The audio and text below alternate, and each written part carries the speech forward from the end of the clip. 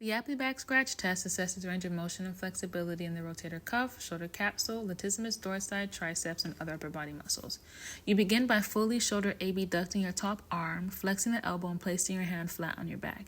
The bottom arm then reaches an extension, internally rotates, reaches the back of the palm of the hand up the back, and places it flat on the back. Here are some common fails.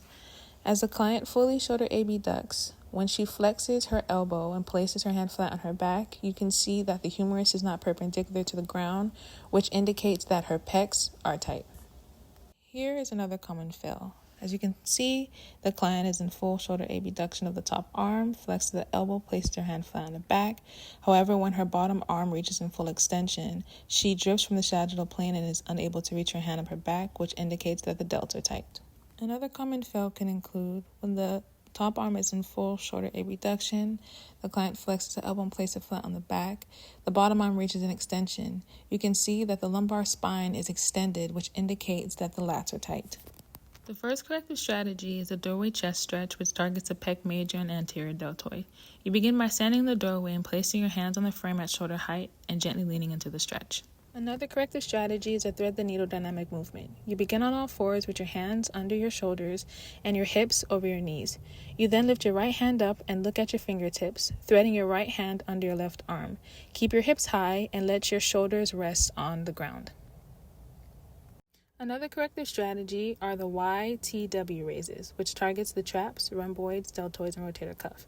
You begin by laying face down on the bench, form a Y with your arms by raising them overhead. You will then lower your arms to form a T by raising them out to the sides. Finally, form a W by pulling your elbows back with your hands near your shoulders.